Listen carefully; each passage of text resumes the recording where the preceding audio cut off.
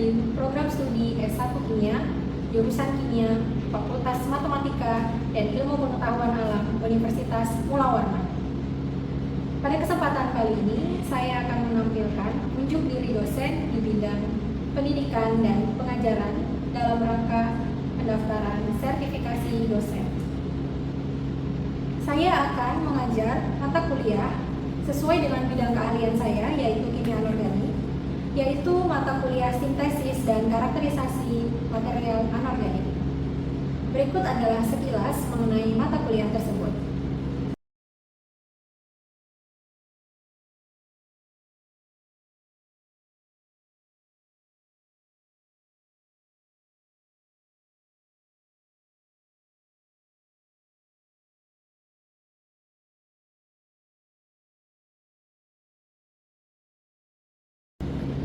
Model pembelajaran yang akan digunakan pada pertemuan kali ini adalah direct instruction berbasis problem based learning, dan metode-metode yang akan digunakan antara lain adalah ceramah interaktif, tanya jawab, diskusi, latihan soal, dan juga diakhiri dengan kesimpulan atau refleksi.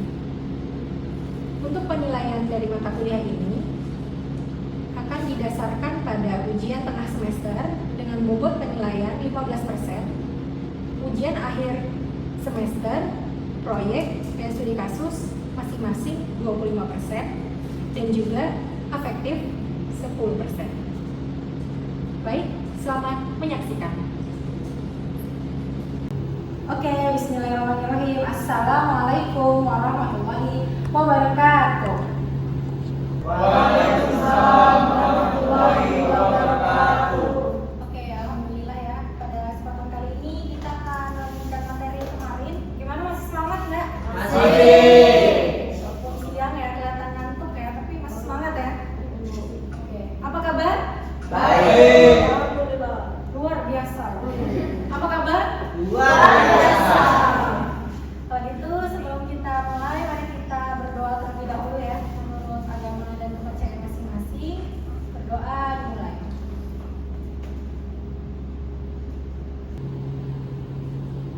Selesai? Oke, siapa yang masih ingat materi sebelumnya seperti apa? Oke, coba sambil ingat-ingat dulu, saya akan memberikan waktu ya buat resensi di Star ya. Silakan.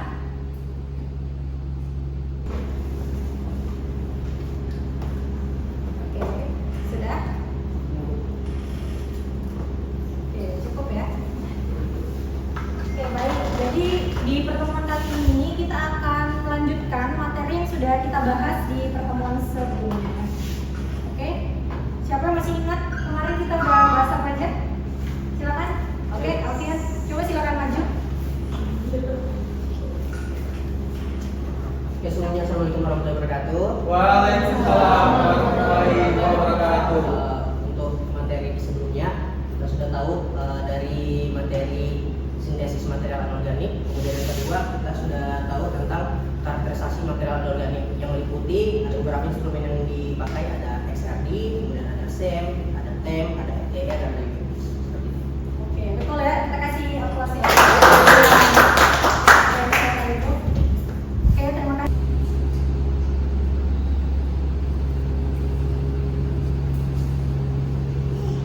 Oke, tadi sudah benar ya apa yang disampaikan oleh teman kalian.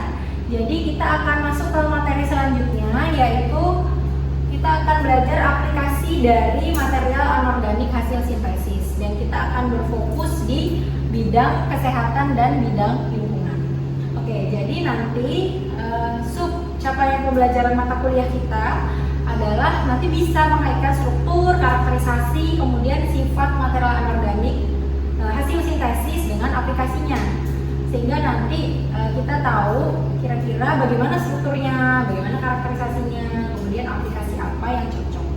Tapi karena aplikasinya banyak, kita akan fokus di 2 aplikasi saja, yaitu di bidang kesehatan dan bidang lingkungan. Baik, jadi ini ya mappingnya. Jadi materi di mata kuliah sintesis dan karakterisasi material anorganik ini di awal kita sudah belajar tentang sintesisnya, teknik-tekniknya, reaksinya, asas tentang sintesisnya.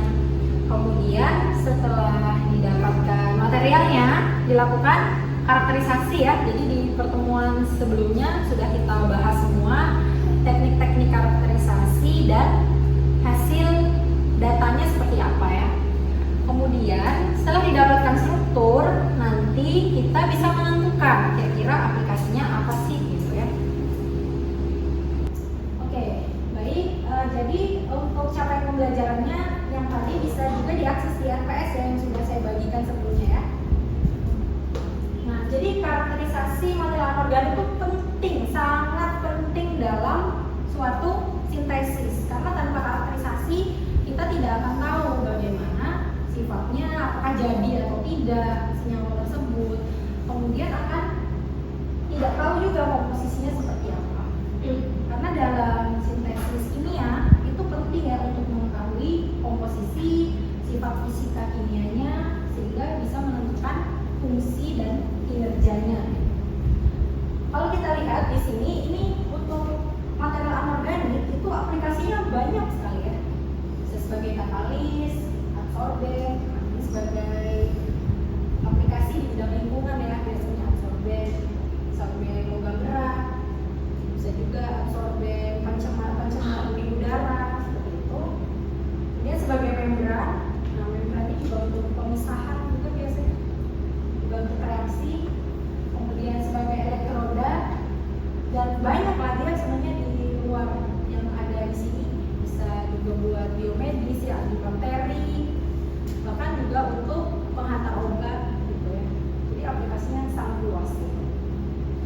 Nah kemudian karena itu kita perlu mengetahui strukturnya dari karakterisasi yang sudah kita bahas kemarin ya. Ada beberapa teknik karakterisasi untuk menentukan struktur.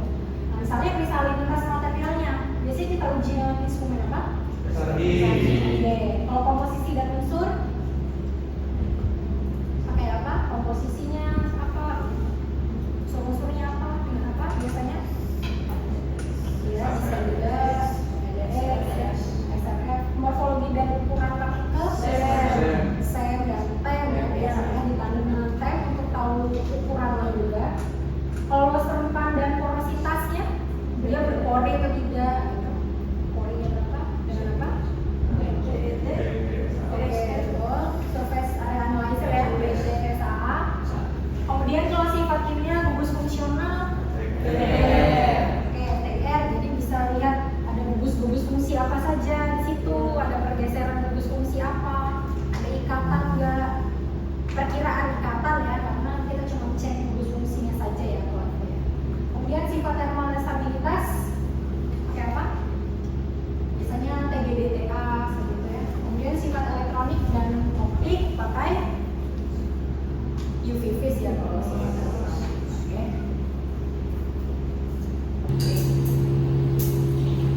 Nah, berikut ini adalah beberapa contoh material anorganik dan aplikasinya ya. Jadi ini dari hasil penelitian saya dan tim di KBK Kimia Anorganik. Jadi nanti bisa di-scan ya di sini dan ada papernya. Jadi bisa dicek.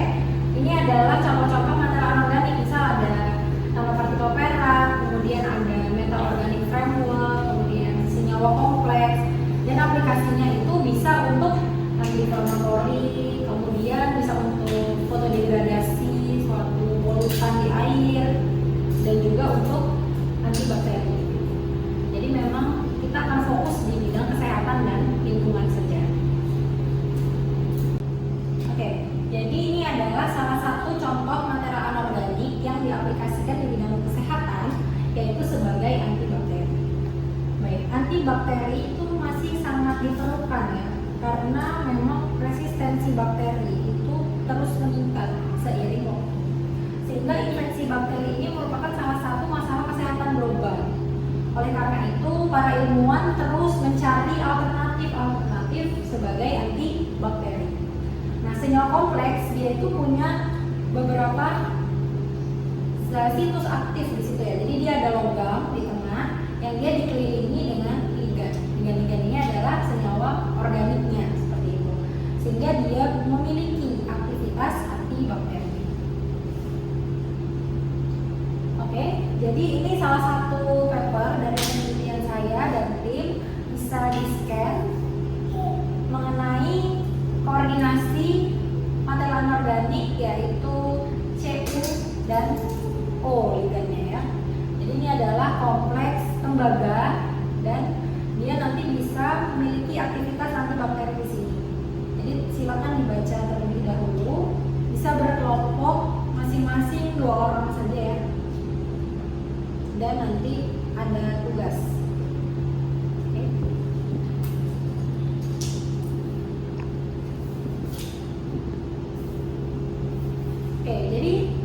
Nanti dari paper tersebut, coba struktur dan sifat apa saja pada material anorganik secara umum dan secara khusus pada paper tersebut adalah senyum kompleks yang berperan dalam menghasilkan aktivitas antibakteri.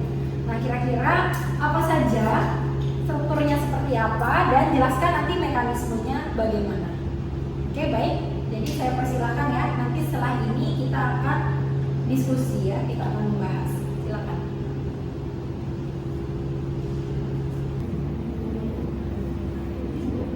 Oke, sudah bisa diakses ya papernya? Oke.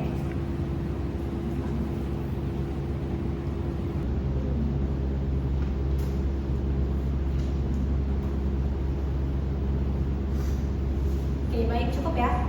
Kalau gitu, saya persilakan mungkin perwakilan siapa yang bisa menjawab. Silakan.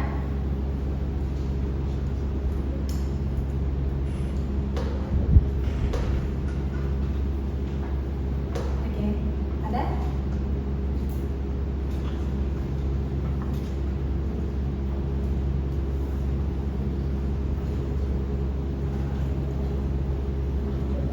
Oke, tidak apa-apa. Nanti kita diskusi bersama. Silakan. Siapa yang berani? Oke, Andre, silakan Andre. Mungkin bisa dari ini ya. Ini ada bagian secara umum. Tidak apa-apa, bisa juga dengan jawaban sendiri. Boleh maju mungkin ya? Ya, silakan. Oke. Sebelum saya izin menjawab terkait pertanyaan tadi, yaitu aktivasi antibakteri CMU, MPAA tidak hanya berasal dari ion CMU2, tetapi juga dari kombinasi struktur koordinasi geometri kompleks, efek relasi dan sifat elektronik, reaktivitas dan softness serta mampu kompleks berinteraksi kuat dengan target biologis bakteri. Oke, betul ya. Oke, kita kasih aplaus dulu. Oke, jadi tadi sudah kita dengarkan jawaban dari salah satu perwakilan kelompok dan jelaskan itu sudah benar. Baik, kita akan bahas kembali dari struktur ini ya, dari mekanisme antibakteri senyum kompleks. Ada beberapa mekanisme ya, kemungkinan mekanisme, yaitu ini adalah bakterinya. Jadi ada beberapa perkiraan mekanisme, yaitu dari yang pertama adalah pelepasan ion logamnya gitu. Jadi nanti proteinnya dia akan terpapar dari logam tadi, sehingga nanti bisa menyebabkan terjadinya ikatan antara biomolekul dengan logam yang masuk tadi ya dari senyawa kompleks tadi, sehingga menyebabkan genotoxicity atau keracunan pada gen tersebut, sehingga nanti bakterinya tidak akan optimal dalam bekerja gitu ya, sehingga nanti akan mati. Kemudian juga terjadinya ROS atau reaktif oksigen spesies gitu ya, jadi dia ada spesies yang sangat reaktif gitu, dan dia nanti bisa menyerang DNA sehingga juga menyebabkan disfungsi pada mitokondria. Lalu juga bisa melalui yang ketiga, yaitu ada ikatan antara membran sel dengan si logamnya tadi gitu ya. Jadi logam tadi dia bisa berikatan dengan membran sel atau dinding sel, sehingga nanti menyebabkan terjadinya pecah ya si membrannya tadi, sel counter leakage, dan dia akan keluar ya isi selnya tadi, sehingga bakterinya rusak ya, dan mati seperti itu. Nah, kemudian kalau misalnya kita lihat dari paper tersebut, dia punya logam pusat yang aktif ya secara biologis. Jadi apa? Jadi ada CO. Nah, contoh lainnya dari material anorganik yang juga aktif terhadap bakteri atau dia memiliki sifat antibakteri, yaitu logam-logam Cu. Kemudian ada Ag apa Ag? Ag adalah perak ya, kemudian zinc dan kobalt dan lain sebagainya. Nah, dia bisa menghasilkan reaktif oksigen spesies tadi, dan dia juga toksik terhadap bakteri. Kemudian bisa juga dengan adanya ikatan yang moderat antara logam dan ligan. Jadi logam tidak boleh terlalu erat juga dengan ligan karena nanti bisa menyebabkan kestabilan. Kestabilan itu dia akhirnya tidak bisa mengikat biomolekul atau mengikat protein-protein, mengikat DNA yang di bakteri gitu. Jadi dia perlu yang ikatannya sedang aja sehingga dia stabil tapi juga bisa tetap melepas ion aktif dan berikatan dengan ion-ion tersebut. Kemudian muatan positif. Nah, jadi karena dia ini kompleksnya ini adalah kompleks kationik, nah maka dia bisa berinteraksi dengan membran sel bakteri atau muatannya negatif gitu. Lalu jangan lupa ada gugus fungsi aktif. Ada OH, kemudian ada NH, ada CO dan ada CN gitu. Sehingga itu bisa membantu mengikat protein atau DNA bakteri sehingga nanti bisa menyebabkan kerusakan pada bakterinya. Oke, seperti itu ya. Dan bisa dilihat dari grafik ternyata yang ada logamnya atau material anorganik yang ada logam Cu-nya dia punya aktivitas yang lebih besar gitu ya. Oke, ada pertanyaan? Saya persilakan. Oke, silakan Pak Ria. Mungkin bisa berdiri di situ nggak apa-apa. Ibu bertanya, bagaimana jika sudah melakukan pengaplikasian tersebut tapi sinyal yang diperoleh itu tidak sesuai? Apakah masih tetap dapat digunakan atau bisa diikuti? Oke, terima kasih. Baik, bagus ya pertanyaannya ya. Jadi tadi Maria bertanya bahwa ketika kita udah sintesis, kemudian dikarakterisasi, itu sudah pengen mengaplikasikannya nih buat aplikasi tertentu gitu ya. Tapi ternyata tidak sesuai dengan harapan. Nah, itu seperti apa? Yang pertama, kita bisa cek dulu dari data karakterisasi apakah memungkinkan untuk diaplikasikan meski datanya itu nanti akan tidak sebaik kalau memang karakterisasinya baik gitu hasilnya. Yang kedua, kalau memang senyawanya itu mungkin bukan target molekul kita, mungkin kita bisa ulang lagi gitu aplikasinya, sintesisnya, sehingga nanti bisa mendapatkan senyawa yang kita inginkan. Tapi kalau semisal dia memiliki aktivitas walaupun kecil, ya mungkin bisa tetap diaplikasikan.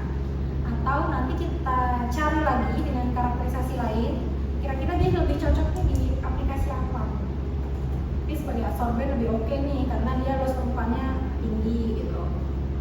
Tapi kalau ternyata tidak besar luas permukaannya gitu, mungkin bisa dipindah lagi sebagai apa. Apakah ada gugus fungsional aktifnya misalnya, apakah dia stabil atau tidak stabil, seperti itu ya. Jadi bisa dibolak-balik gitu. Dari awal kita sudah tentukan aplikasinya dulu gitu. Baru kita sintesis, jadi kita ada target. Atau ketika kita sudah dapat gitu, nah baru nanti kita cari aplikasi mana yang cocok. Oke, ini bisa fleksibel lah seperti itu ya. Oke, tadi kita sudah bahas ya. Jadi yang lain sudah paham? Baik, untuk mengetes pemahaman ya. Jadi saya ada beberapa pertanyaan nih. Coba kita jawab bersama-sama ya. Yang nomor 1, mengapa karakterisasi material anorganik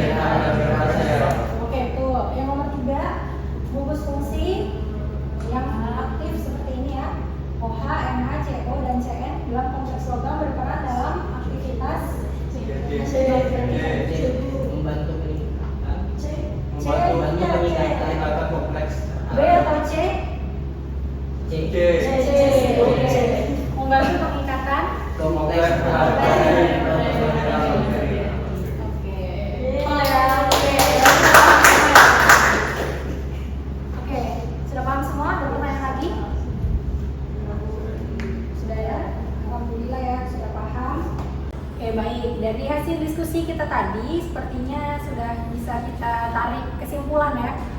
Jadi dari yang sudah kita bahas mengenai aplikasi senyawa anorganik atau material anorganik, nah itu kita bisa tahu karakterisasi itu bahwa bisa digunakan untuk menjembatani dari struktur dan aplikasi.